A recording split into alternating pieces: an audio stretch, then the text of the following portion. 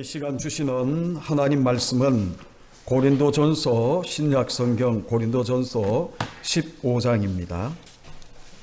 제가 가지고 있는 성경책 신약성경 282면에 있습니다. 12절로 20절까지 말씀을 우리 찾으셔서 같이 합독하시겠습니다. 신약성경 282면 고린도전서 15장 12절로 20절까지 말씀입니다. 다 찾으신 줄 알고 우리 오늘 2020년 부활절에 주시는 하나님 말씀 같이 합독하시겠습니다. 그리스도께서 죽은 자 가운데서 다시 살아나셨다 전파되거늘 너희 중에서 어떤 사람들은 어찌하여 죽은 자 가운데서 부활이 없다 하느냐. 만일 죽은 자의 부활이 없으면 그리스도도 다시 살아나지 못하였으리라. 그리스도께서 만일 다시 살아나지 못하였으면 우리가 전파하는 것도 헛것이요 또 너희 믿음도 헛것이며 또 우리가 하나님의 거짓 정인으로 발견되리니 우리가 하나님이 그리스도를 다시 살리셨다고 정언하였습니다. 만일 죽은 자가 다시 살아나는 일이 없으면 하나님이 그리스도를 다시 살리지 아니하셨으리라. 만일 죽은 자가 다시 살아나는 일이 없으면 그리스도도 다시 살아나신 일이 없었을 터이요 그리스도께서 다시 살아나신 일이 없으면 너희의 믿음도 헛되고 너희가 여전히 제 가운데 있을 것이요 또한 그리스도 안에서 잠자는 자도 망하였으리니 만일 그리스도 안에서 우리가 바라는 것이 다만 이 세상의 삶뿐이면 모든 사람 가운데 우리가 더욱 불쌍한 자이리라. 그러나 이제 그리스도께서 죽은 자 가운데서 다시 살아나사 잠자는 자들의 첫 열매가 되셨도다. 아멘. 우리 봉독한 말씀을 가지고 잠자는 자들의 첫 열매라는 제목으로 2020년 부활절 하나님 말씀을 함께 나누려고 합니다. 개척교회를 하는 후배 목사님 이야기를 들었습니다. 조금 시간이 지났지만 그가 고백하기를 목사님 열심히 살았습니다. 가난한 사람들을 보고 나면 먼저 베풀기도 했고요. 그리고 무언가 생기면 제일 먼저 하나님께 드리는 데 힘을 썼습니다. 믿음으로 살려고 무지무지 애를 썼습니다. 그런데 왜 현실은 이렇게 힘들고 어려운가? 왜 하나님은 도와주지 않는지? 그렇게 열심히 기도했는데 왜 하나님은 침묵하고 내 기도가 묵살당하는 그런 느낌을 받게 하는가? 라는 그런 이 탄식의 이야기를 들은 적이 있습니다. 여러분, 지금 우리가 살고 있는 일상을 가만히 돌아보게 되면 여러분, 가난한 사람들, 힘든 사람들 열심히 안 살아서 가난하고 힘든 것이 아닌 것을 우리가 잘 압니다. 우리가 어찌할 수 없는 그런 이 환경들 가운데에 정말 우리가 놓여 있으면서 자기가 믿는 신들, 특별히 성도는 우리가 믿고 있는 하나님 앞에 열심히 기도하면서 하나님의 도우심을 구하면서 그리고 하나님 말씀대로 하나님의 도움을 받기 위해서 많은 이들이 하나님 원하시는 삶을 살려고 몸부림치는 그런 모습으로 살았는데 왜 하나님은 침묵하시는 것 같지? 하나님은 왜 나를 도와주지 않는지 이 개척교회 후배 목사가 고백하는 것처럼 우리가 그렇게 탄식하며 하나님을 원망하는 시간들이 우리 가운데 있었음을 우리가 고백하게 되는 겁니다. 여러분 욥도 보십시오. 욥도 힘들고 어려웠을 때에 정말 자기 죄가 있나 싶어서 자기들을 돌아보면서 하나님 앞에 도움을 구했어요. 그래서 하나님 앞에 도움을 구하면서 달려갔지만 하나님이 왼편에 계신가 바라봐도 하나님은 거기 아니 계시고 하나님이 우편에 계신가 싶어서 거기를 찾아도 하나님이 있지 않는, 그래서 욥도 고백하기를 무관심과 하나님의 침묵 가운데에 버림받은 바 같은 그런 모습 가운데에 힘들어하는 그런 모습들이 욥기를 읽다 보게 되면 우리가 만나게 되는 욥의 모습이에요. 여러분, 욥이 믿음이 없었습니까?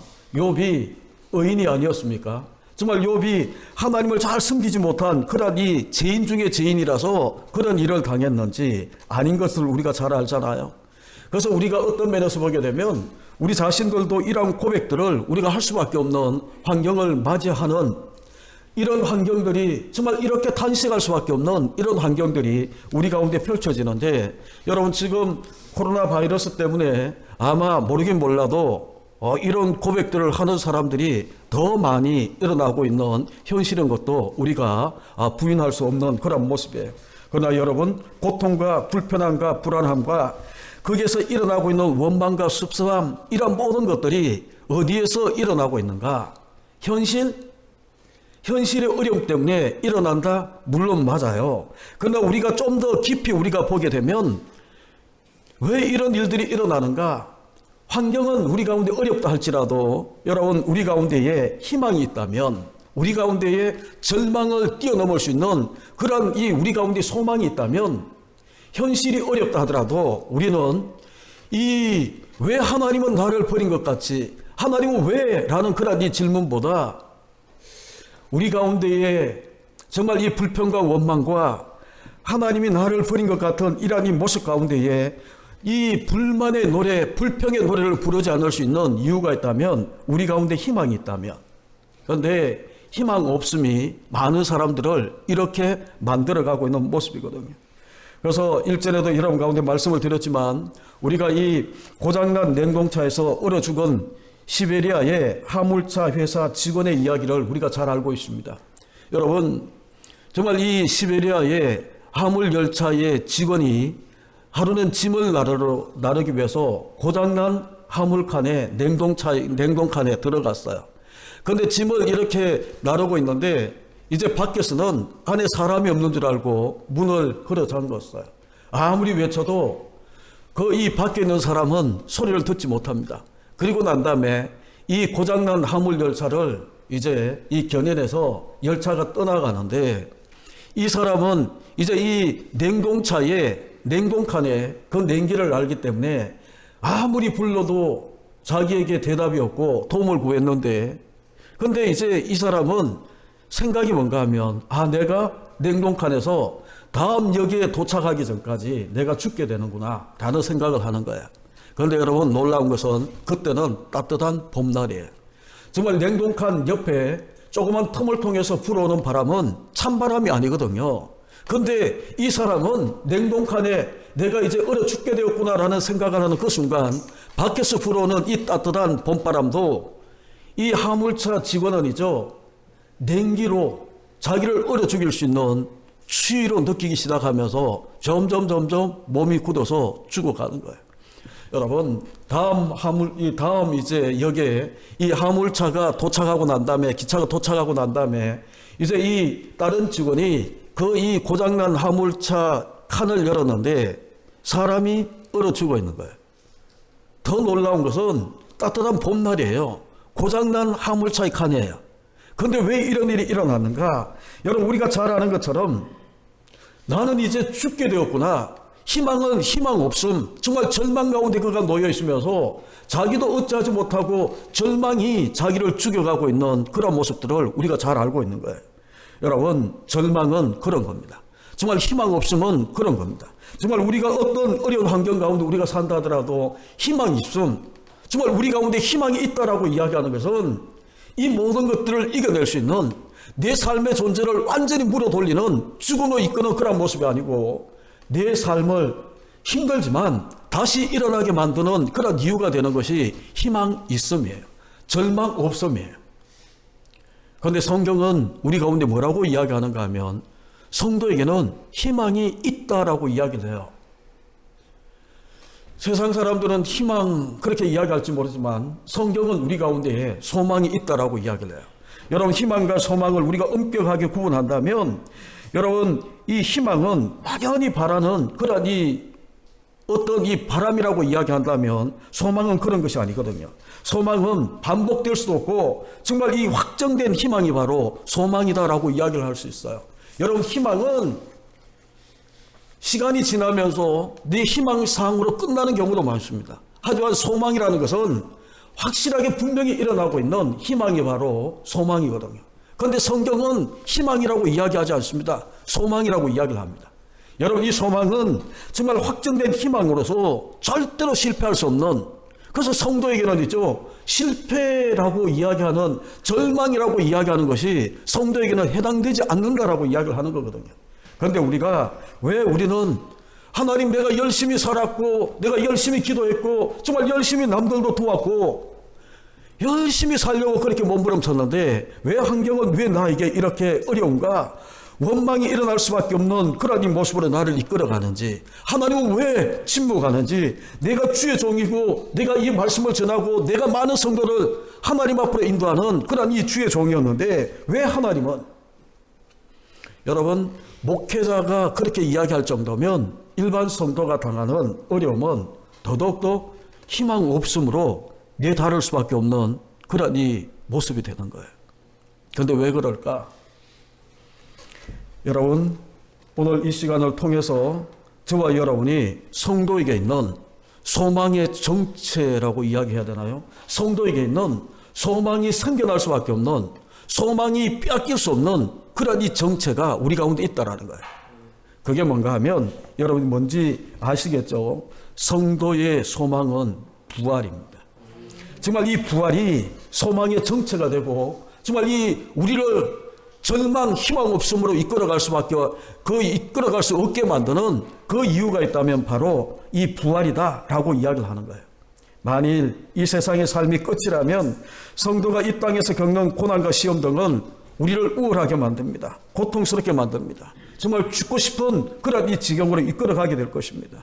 그런데 성경은 이 땅의 삶이 끝이 아니고 정말 이 땅의 삶과 도저히 비교할 수 없는 그런 엄청난 영원한 하나님의 세계가 우리 가운데 있다라고 이야기하며, 거기에 우리가 들어갈 때는 이런 몸이 아니라 정말 병들고 정말 부족을 느끼고 남들과 비교해서 결핍을 느끼는 이런 몸이 아니고 신령한 몸으로 변화되어서 그 영원한 하나님 나라에 들어가 우리가 살게 된다라는 그런 이 모습을 우리 가운데 약속하고 있거든요.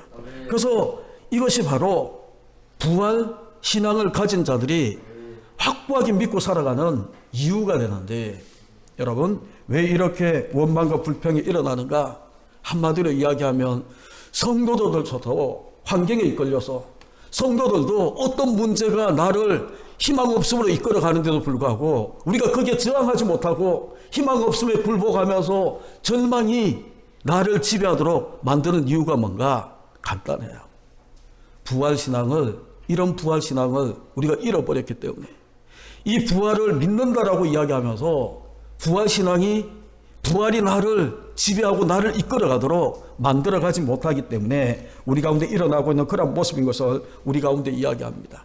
여러분, 우리가 이 고린도전서 15장을 부활장이라고 이야기를 하거든요. 그런데 이 부활장이라고 이야기하는 이 15장을 여러분들이 읽지는 않았지만 1절을 보시게 되면, 15장 1절을 보시죠. 12장 1절을 보시게 되면, 형제들아, 내가 너에게 전한 복음, 사도 바울이 너에게 전한 복음이다 라고 이야기를 하면서 그 복음이 2절에 가게 되면, 너희가 만일 내가 전한 그 말, 이 복음을 굳게 지키고 헛되이 믿지 않으면 그로 말미암아 구원을 받는다. 복음을 믿는 이것 때문에 너희가 구원을 받는다라고 이야기를 하면서, 여러분 3절 4절은 무지무지 중요한 거거든요. 기독교의 캐리그마라고 이야기하는데, 이 캐리그마를 여러분들은 이제 처음 듣는 분도 계시니까 기독교의 선포의 내용을 캐리그마라고 이야기할 수 있어요. 선포의 내용이라고 번역할 수 있어요. 그런데 이 캐리그마의 핵심이 뭔가 하면 3절 4절에 다 담겨져 있어요. 거기 보시게 되면, 여러분 한번 보십시오. 내가 받은 것, 이 사도 바울이 받은 것을 너희에게 전한 복음이라고 1절과 3절을 연결하면 그런 거예요. 그래서 먼저 너희에게 전하였노니 이는, 거기에 줄을 하나 끊으시죠. 성경대로 그리스도께서 그리고 우리 죄를 위하여 죽으시고 그리고 장사 지는 바 되셨다가 그리고 성경대로 사흘 만에 다시 살아나사. 여러분, 이게 기독교 캐리그마의 핵심 중의 핵심이에요. 뭐라고 이야기하는가 하면, 사도 바울이 자기가 받은 것을 너희에게 전한 복음이라고 이야기를 하는데, 사도 바울이 받고 그들에게 우리에게 전하고 있는 이 복음의 내용이 뭔가 하면 성경대로 그리스도께서, 여러분 이 말은 첫 번째로 이야기하는 것이 뭔가 하면 예수님이 우리의 그리스도다라는 것을 먼저 이야기를 해요. 예수님이 우리 그리스도가 되셨고, 그리고 난 다음에 그 그리스도는 성경대로 우리 죄를 위하여 죽으셨어요. 십자가에 죽으셨어요. 그리고 난 다음에 4절에 장사 지낸 바 되셨다가, 그죠? 중요한 것이 뭐예요? 성경대로 사흘 만에 다시 살아났다라고 이야기를 하는 겁니다. 그런데 많은 이들이 여러분 이 캐리그마의 핵심을 이것은 뗄래야 뗄 수 없는 거예요. 예수님이 우리의 그리스도가 되셨고 정말 예수님은 성경대로 십자가에 우리 죄를 위해서 십자가에 죽으셨다가 사흘 동안 장사 지낸 바 되었고 그리고 사흘 뒤에 성경대로 다시 살아나셨다. 십자가의 죽으심과 장사와 그리고 이 부활하신 것이 사도 바울이 받은 거고 사도 바울이 우리 가운데 전한 복음의 핵심이다라는 것을 우리 가운데 이야기를 하는데 여러분 많은 사람들이 예수님이 나의 그리스도가 되셔서 십자가에 죽으셨다. 이것은 무지무지 잘 알고 있는 내용이에요. 많은 교회 다니는 많은 사람들이 예수님이 내 죄 때문에 십자가에 죽으셨어요. 예수님이 내 죄 때문에 십자가에 죽으셔서 내 죄가 용서를 받았다라고 이야기하는 여기는 우리가 확신을 가지고 살아가지만 성경대로 사흘 만에 다시 살아나셨다. 부활하셨다라고 이야기하는 것에는 많은 사람들이 관심도 없어요. 여러분 이 부활에 대한 것은 우리는 그냥 돼도 그만 안 돼도 그만인 것처럼 제가 너무 지나치게 표현했는지 모르지만 그런 식으로 믿고 사는 것처럼 그렇게 느껴져요. 정말 우리가 성경대로 여러분 성경대로 그리스도가 우리 죄를 위하여 십자가 죽으셨다. 이것을 우리가 믿는다면 성경대로 사흘 만에 이 장사 지낸 바 되셨다가 성경대로 사흘 만에 다시 살아나셨다 부활하셨다라고 이야기하는 것도 성경대로예요. 성경대로 정말 구약에 약속되어 있는 이 성경대로 우리 주님이 다시 살아나셨는데 사람들은 교회 다니시면서 그리고 예수를 믿는다라고 이야기하면 이것까지 우리가 다 믿고 여기는 기록되어 있지 않지만 이제 장차 우리 주님께서 제 이름의 주로 우리 가운데 오셔서 사도신경을 고백했잖아요. 우리 주님이 거기로부터 산자와 죽은 자를 심판하기 위해 이 땅에 오시는 이 재림까지 우리가 다 믿는 내용이 복음의 핵심 중에 핵심들이거든요. 그런데 많은 이들이 여러분 이 사도 바울이 우리 가운데 말씀하고 있는 이 캐리그마 중에 그리스도 믿어요? 내 죄 때문에 십자가에 죽은 건 믿어요? 장사 지는 건 믿어요? 성경대로 사흘 만에 다시 살아나셨다? 여기에 대한 것은 많은 사람들이 확신을 가지지 못하는 그런 모습으로 달려가는 경우가 많더라라는 거예요. 우리 죄를 대속하기 위해서 십자가 죽으신 예수에 대해서는 너무 많이 들었고 그리고 너무 많이 우리가 알고 있는 그런 내용처럼 그런데 이 부활에 대한 사흘 만에 다시 살아난 것에 대한 것은 많이 듣지도 않은 것처럼 그리고 별로 관심도 없는 그런 이 주제가 되어버린 거예요. 많은 사람들이 예수 믿는다. 그리고 예수 믿는다. 성도가 되었다라고 이야기하고 그리고 난 다음에 정말 예수님의 이 죽으심 십자가 때문에 내가 구원을 얻었다. 그리고 그 예수의 힘을 이용해서 내가 이 땅에서 잘 먹고 잘 살고 그것이 복음의 핵심이 되어버린 거예요. 예수 그리스도가 십자가에서 죽으시고 나는 이제 십자가 죽으신 예수님 때문에 천국 가는 거예요. 천국은 까놓은 당상이고 그래서 이 땅을 사는 가운데 나는 이 땅에서 잘 먹고 잘 살고 남들보다 높은 자리에 올라가고 그러면 되는 것처럼 그리고 부활은 관심도 없어요. 우리가 부활을 믿는다라고 이야기하는 것은 내세를 믿는 거거든요. 여러분 15장을 여러분들이 집에 가셔서 찬찬히 다 읽어보십시오. 이 15장을 우리가 다 읽다 보게 되면 정말 내가 장차 썩지 않을 것으로 변화되어서 변화된 몸으로 예수 그리스도의 이 형체로 내가 변화되어서 아담의 형체가 아니거든요. 예수 그리스도의 모습으로 우리가 예수 그리스도의 몸으로 신령한 몸으로 우리가 변화되어서 천국에 들어가는 그런 모습이 있는데 부활을 통해서 들어가는 모습이거든요. 그런데 많은 이들이 부활신앙을 잃어버렸기 때문에 내가 이 땅에서 잘 먹고 잘 살고 이 땅에서 내가 출세하고 정말 이 땅에서 내가 복을 받고 여기에 모든 관심이 다 들어가서 소위 말하는 번영의 신학이라고 이야기하는 그런 이 올가미에 빠져버려서 기독교의 부활신앙이 완전히 없어지는 그런 모습으로 전락하고 있는 것을 우리가 보게 되는 겁니다. 여러분, 그래서 오늘 이 부활절 이 예배를 통해서 함께 나눈 이 말씀을 통해서 저와 여러분이 성경이 이야기하는 부활신앙으로 온전히 회복되어지기를 예수 그리스도 이름으로 축원합니다.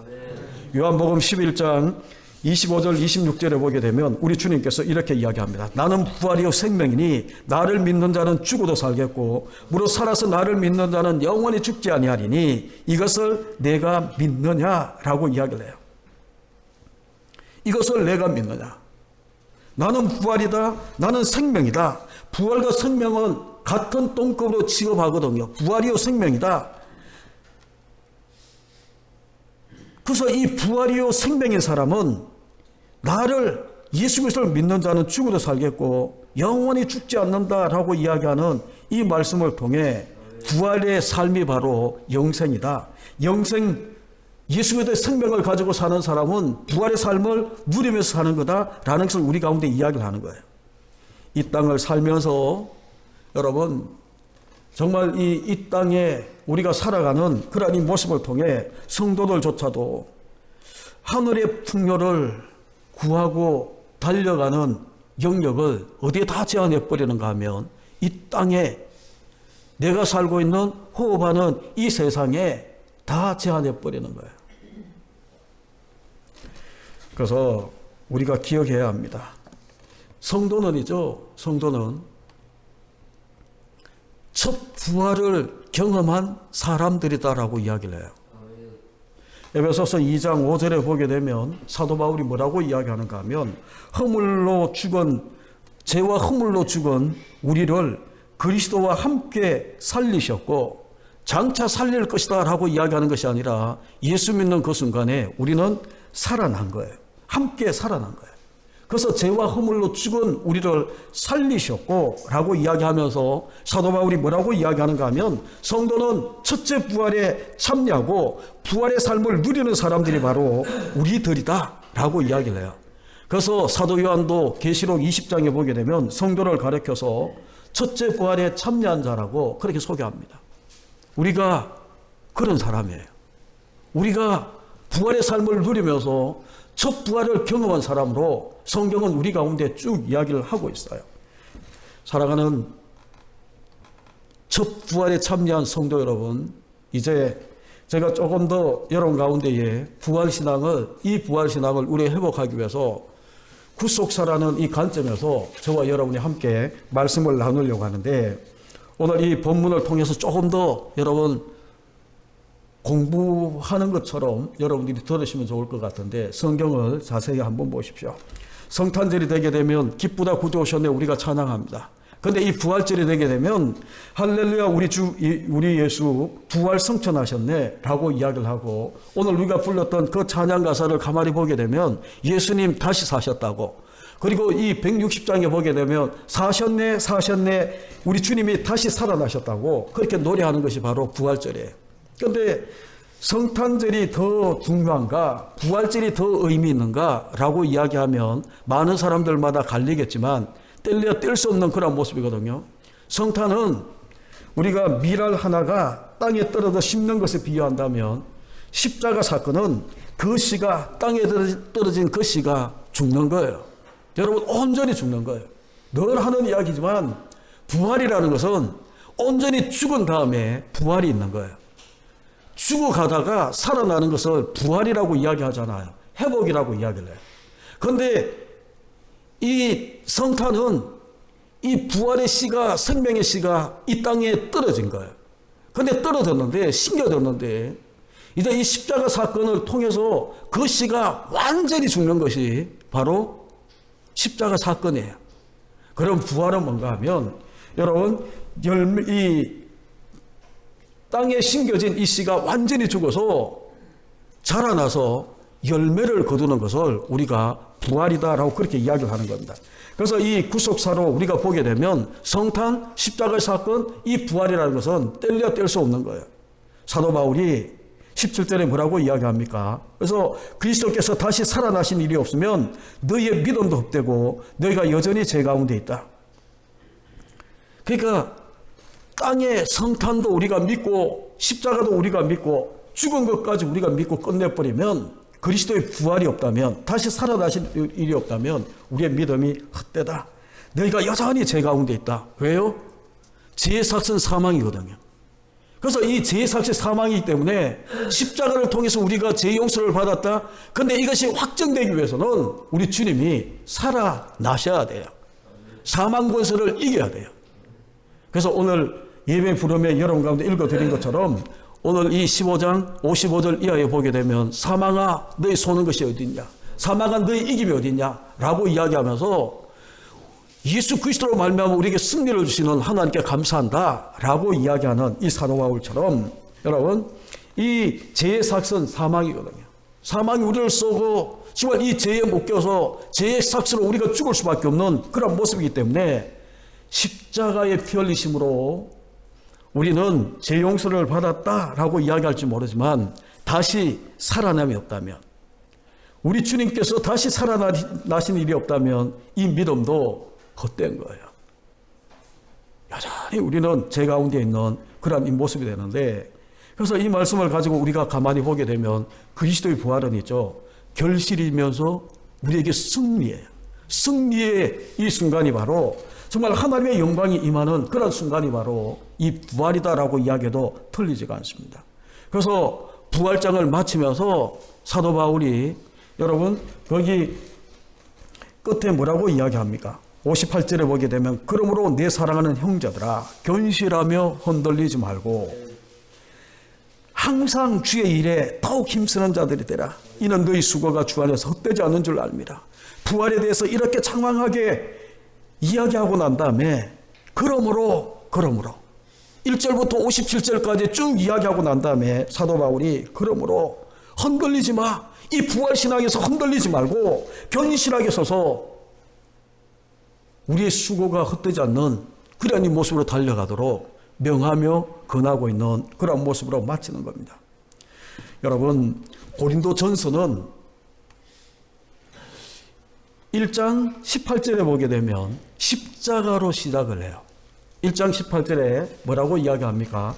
십자가의 도가 멸망하는 자들의 미련한 것이고 구원받은 우리에게는 하나님의 능력이다. 십자가의 도, 다시 이야기하면 그리스도의 죽으심으로 시작하면서 이제 이 고린도전서가 끝나가는 이 15장에 와서는 뭐로 마치고 있는가 하면 부활로 마치고 있는 거예요. 그래서 오늘 읽어드린 20절에 보게 되면 그러나 이제 그리스도께서 죽은 자 가운데 다시 살아나사 잠자는 자들의 첫 열매가 되셨다라고 이야기하며 부활로 마치는 거예요.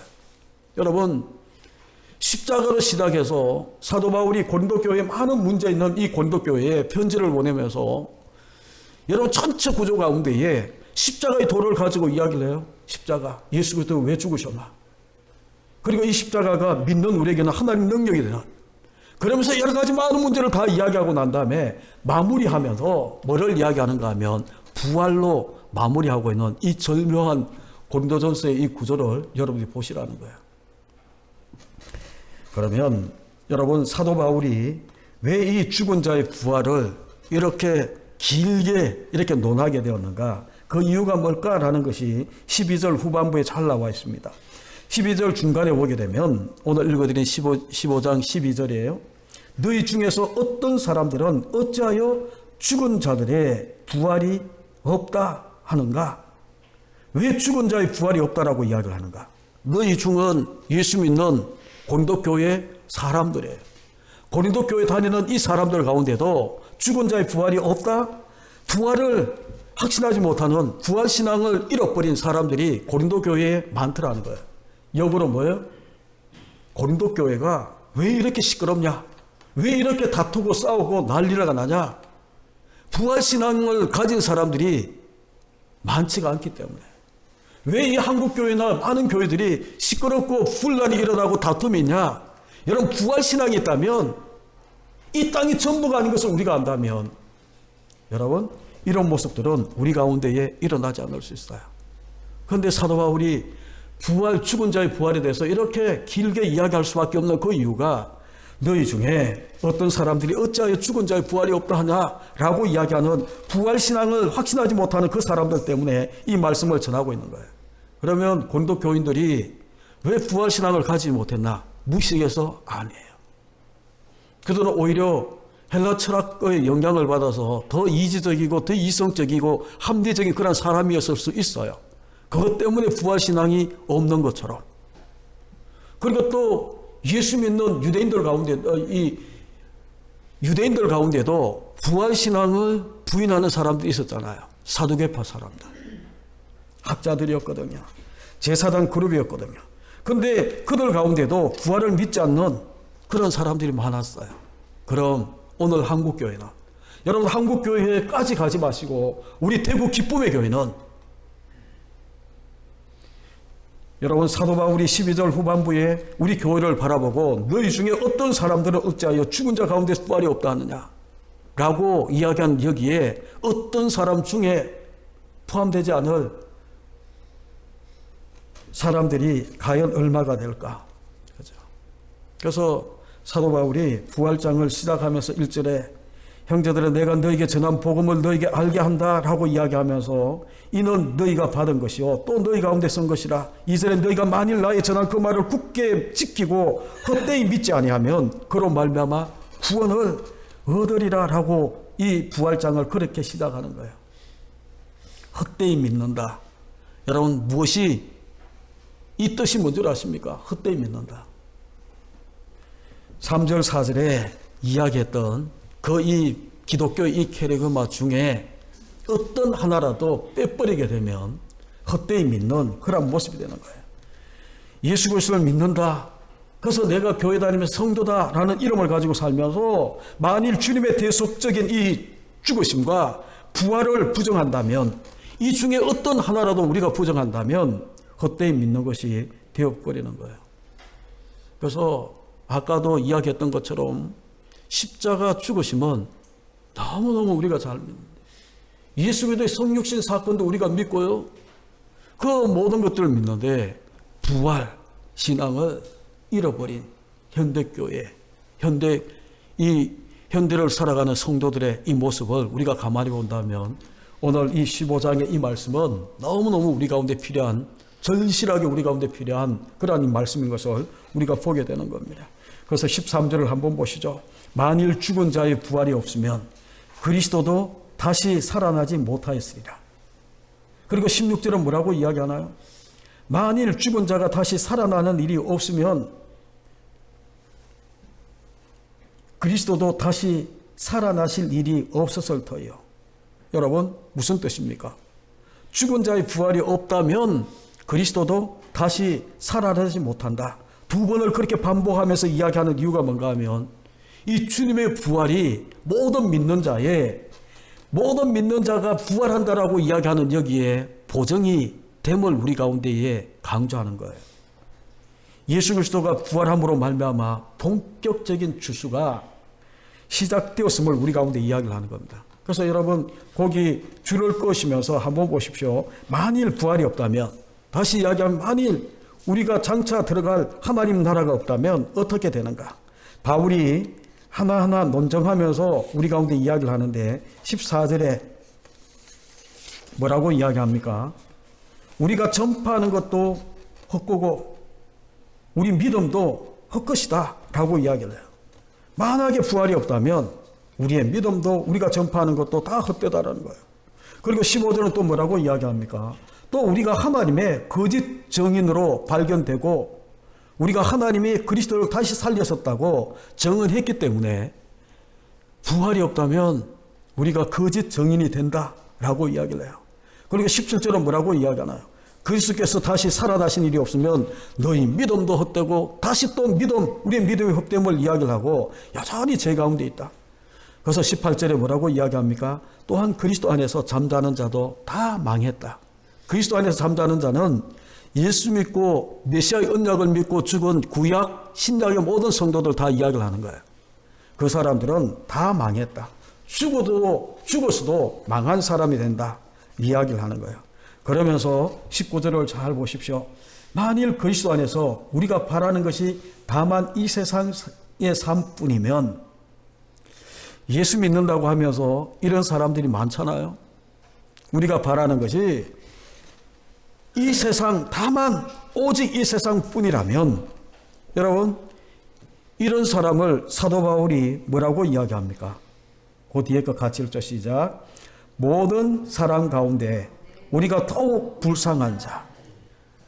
여러분 우리가 예수 믿고 그렇게 살면서 우리가 바라는 것이 다만 이 세상뿐이라면 사도 바울은이죠.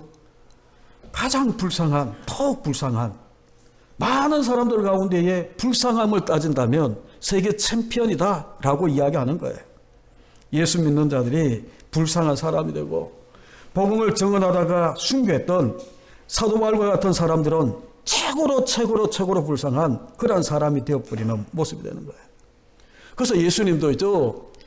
다락방 강화라고 이야기하는 여러분 요한복음 14장 1, 2절에 보게 되면 이렇게 이야기하거든요. 너희는 마음에 근심하지 말라. 하나님 믿으니 또 나를 믿으라. 네 아버지 집에 거할 곳이 많다. 다시 이야기하면 하나님 나라 있고 내세가 있다라는 거예요.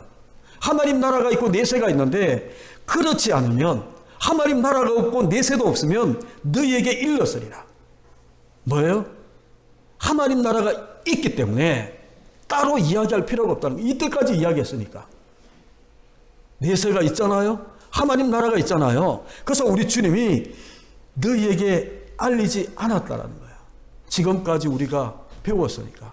이제 예수님이 십자가에 죽으시는 그 전날 밤에 제자들 가룟 유다 빼고 11명의 제자들이 있는 그 가운데에 강화를 시작하면서 설교를 하면서 시작이 그거예요. 마음에 근심하지 마라.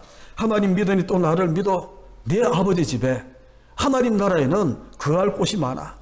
그렇지 않다면 너희에게 일렀을 거야. 너희를 가르쳤을 거야.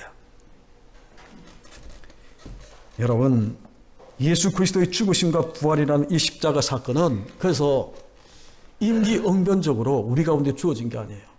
하나님의 구원의 계획은 아담이 죄를 짓고 우리가 넘어지고 인류가 자꾸 이렇게 그렇게 하기 때문에 하나님이 문제가 터졌기 때문에 이걸 메꾸기 위해서 임기응변적으로 하나님이 구원의 계획을 만드는 것이 아니라 하나님의 철저한 구원의 계획 가운데에 이 모든 것들이 되어지고 있음을 우리 가운데 이야기를 하는 겁니다. 고난주간에 우리가 이 나누어야 되는 그런 말씀이지만 한 번쯤은 여러분들이 들었을 거예요. 이사야서 53장 10절에 보게 되면 이렇게 이야기합니다. 여호와께서 그에게 상함을 받게 하시기를 원하사 질고를 당하게 하셨음즉. 여러분 여호와께서 원하셨다라는 거예요. 뭐를 원했어요?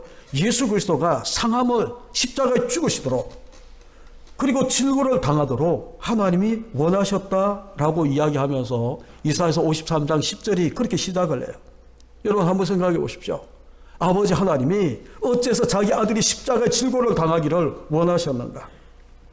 그런데 그 뒤에 보게 되면 이런 말씀이 있어요. 그의 영혼을 속건 제물로 드리기에 이르면 그가 실을 보게 되며 라고 이야기를 해요.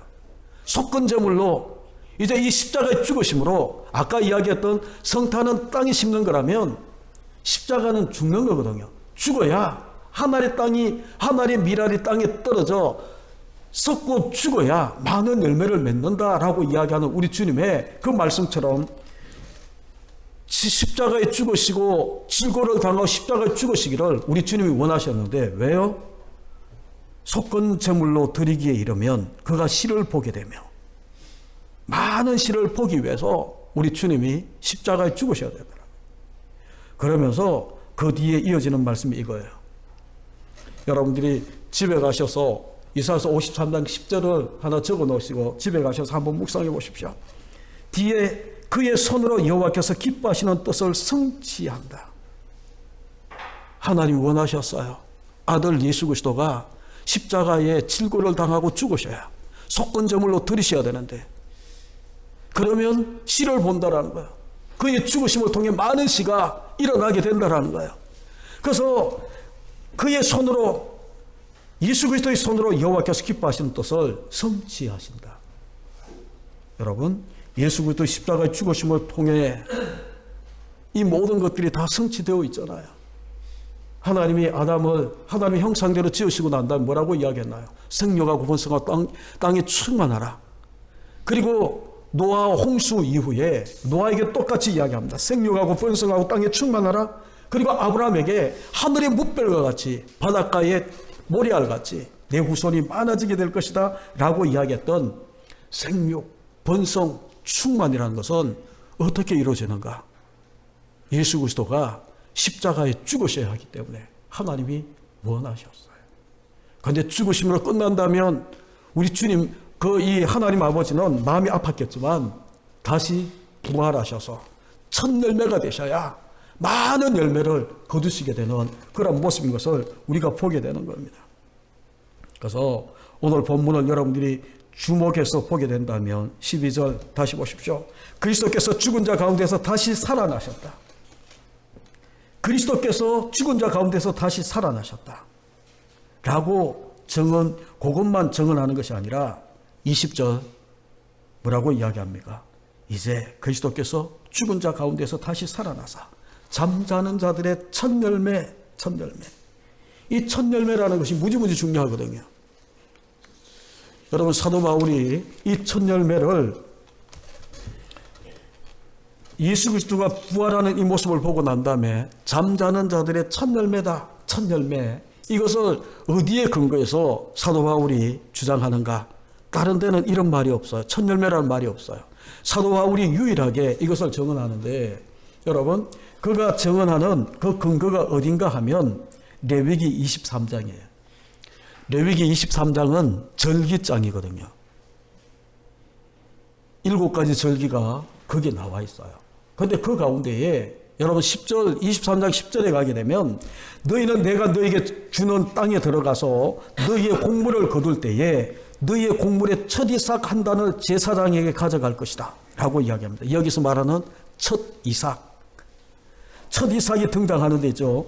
이 첫 이삭을 드리는 것을 출애굽기에서는 첫 열매를 뜻하는 초실절, 첫 열매를 드리는 초실절이다 라고 이야기를 하는데 여러분 거기 23장 11절에 가게 되면 지금 여러분들이 그 성경을 펴셔서 쭉 보면 좋지만 시간상 잘 들어보십시오.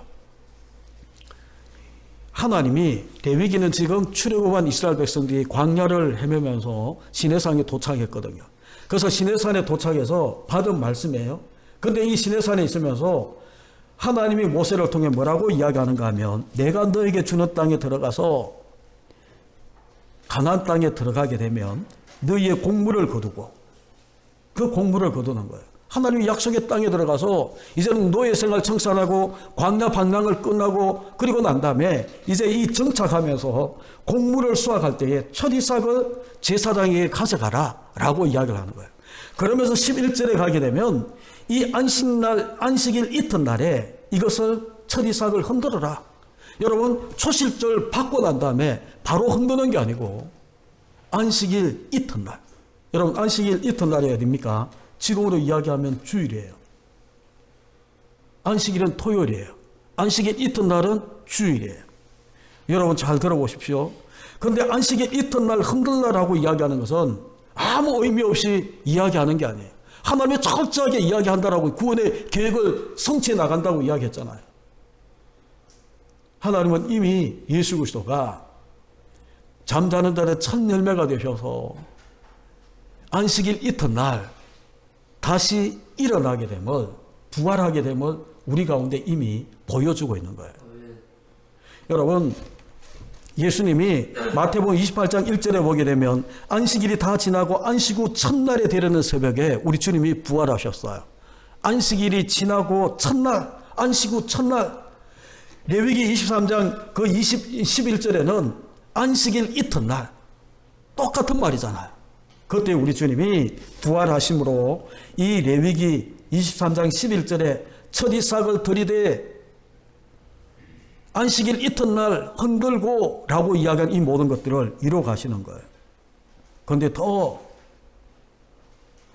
놀라운 것은 첫 이삭이 주님의 부활에 대한 예표라는 것이 말씀에 또 분명하게 나타나는 것은 여러분 레위기 23장 15절 16절에 보게 되면 안식일 이튿날 곧 너희가 요제로 곡식단을 가져온 날로부터 세워서 7 안식일의 수요를 채우고 7 안식일 이튿날까지 합하여 50일을 계수하라.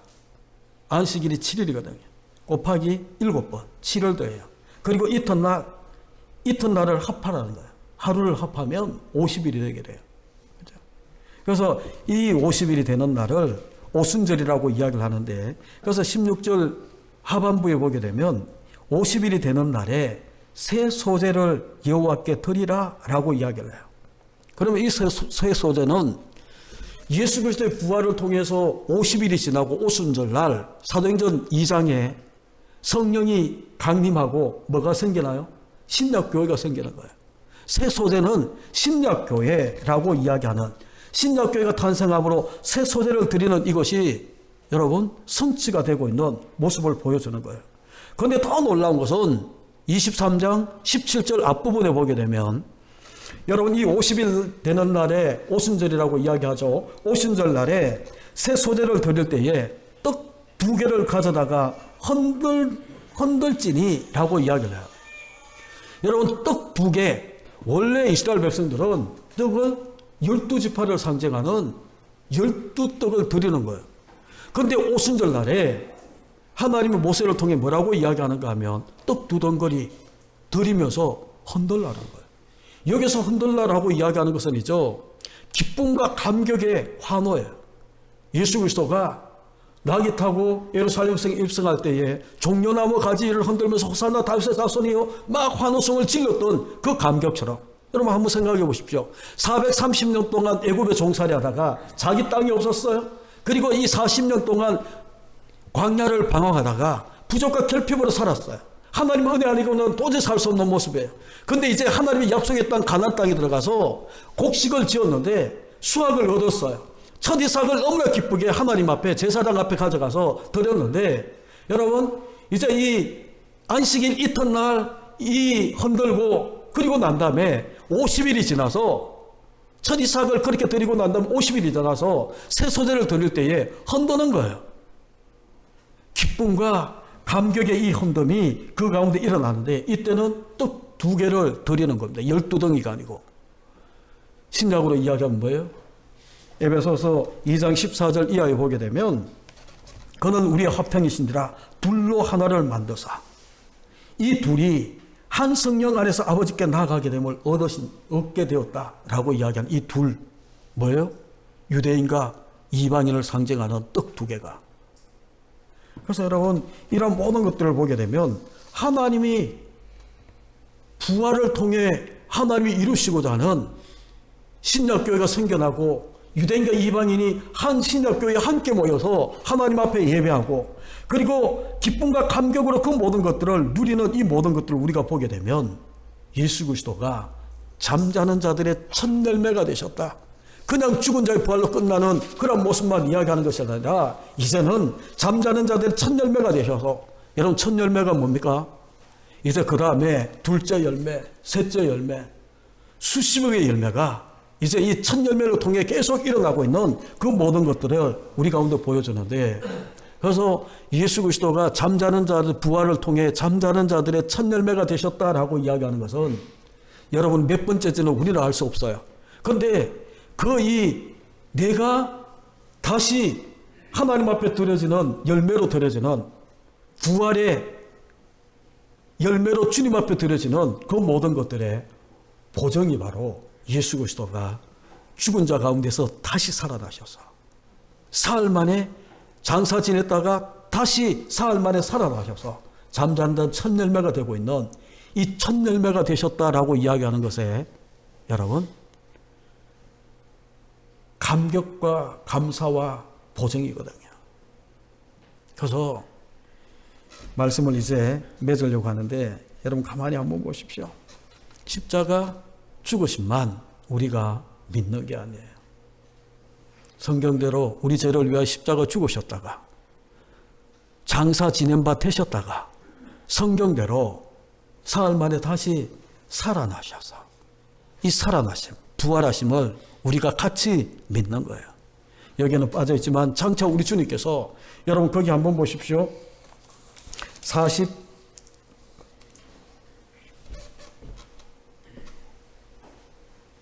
49절 이하에 보게 되면, 우리가 흙에 속한 자의 형상을 입은 것 같이, 아담의 형상이에요. 또한 하늘에 속한 이 예수 그리스도의 형상을 입으리라. 형제들아, 내가 이것을 말하는 쭉 이야기하면서 이제 이 52절에 가게 되면 나팔 소리가 나며 죽은 자들이 썩지 아니할 것을 다시 살아나고 우리도 변하리라 라고 이야기하며 재림이 여기에 등장하는 거예요. 이 모든 것들을 우리가 믿음으로 여러분 희망 없음의 삶을 사는 자가 아니라 키에르 케고르가 뭐라고 이야기했나요? 죽음에 이르는 병에 그 내용을 쭉 설명하면서 그 정체를 밝히는데 죽음에 이르는 병은 절망이라고 이야기를 해요. 그런데 예수 믿는 우리에게는 있죠. 절망, 희망 없음이 우리 가운데는 해당되지 않는다. 왜냐하면 우리 가운데 부활이 있기 때문에. 우리가 이 바라는 것이 이 세상이 오직 이 세상뿐만이 아니라 장차 우리가 들어갈 하나님 나라. 거기 보시면 썩지 않을 것으로 썩을 것이 반드시 썩지 않을 것으로 있게 되고 죽을 것이 죽지 아니함으로 있게 되고 53절, 54절에 보게 되면 이 썩을 것이 썩지 아니함을 입고 죽을 것이 죽지 아니함을 입을 때에 사망을 삼키고 이기리라.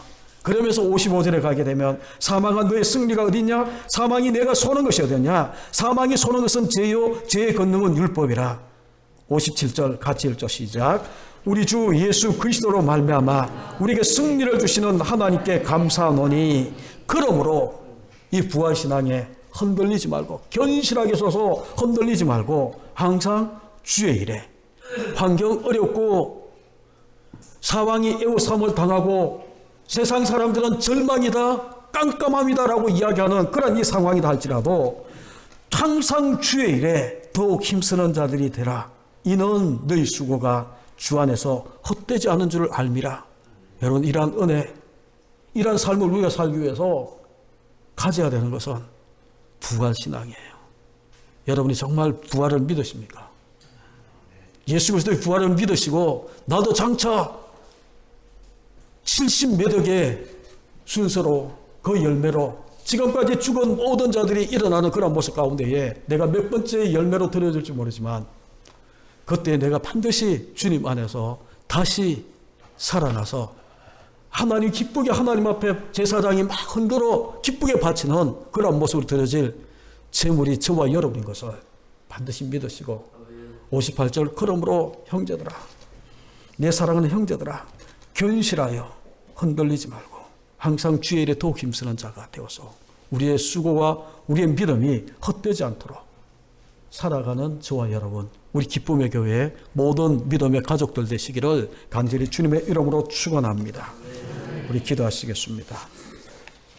하나님 아버지 환경 바라보고 부활신앙을 잃어버리면 희망 없음 절망의 근거를 두고 살 수밖에 없는 환경이지만 하나님은 그런 이 절망 속에 희망 없는 우리의 삶 가운데 찾아오셔서 희망이 있다.